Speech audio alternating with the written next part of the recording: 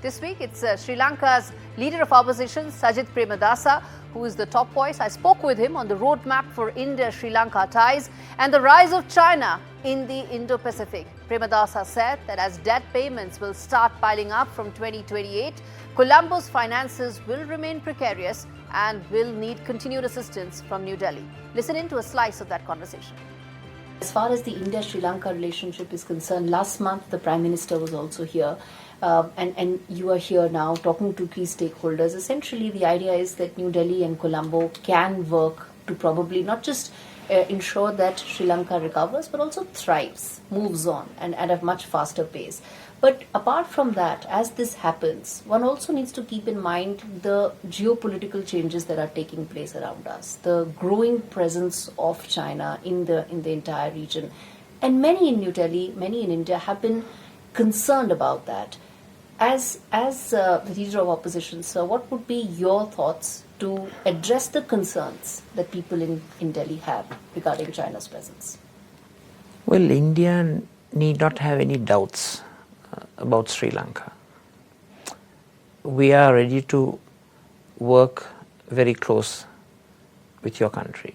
In fact, I would go on to say that Sri Lanka has a special relationship with India, something akin to the Reagan and the Thatcher years in the UK-US relationship.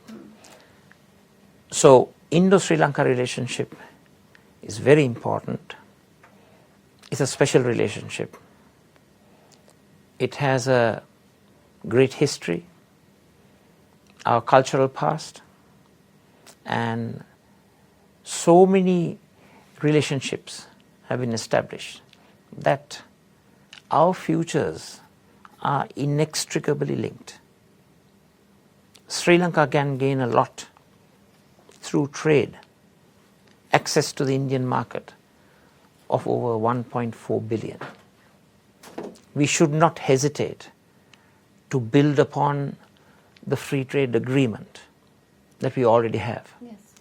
However, we should negotiate those free trade agreements so that the benefits are accrued by both countries. That you have competitive and comparative advantages to both countries. So when you talk of benefit, it should be mutual benefit.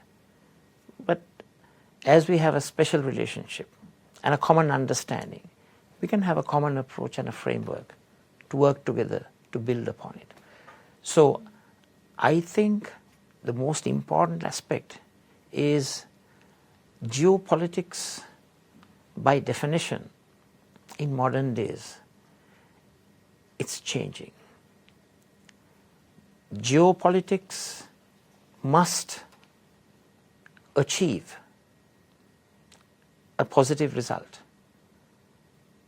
for humankind. And that result is not conflict, is not war, is not attrition, it is peace. Peace is a basic element in promoting prosperity and growth. So we would like, as a country, to act as a middle person in building peace, in ensuring that suspicions that have existed between all of these great powers are mitigated and resolved through discussion. I understand that certain misunderstandings, certain issues that have created mutual suspicion are in the process of becoming resolved.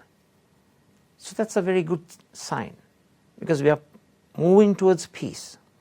So Sri Lanka as a champion peace builder, a peacemaker, would like to get involved in the peacemaking process to ensure that peace and security is assured. But having said that, the Indo-Sri Lanka relationship is certainly a very special relationship. And that special relationship has to be enhanced, supported, protected, and also developed.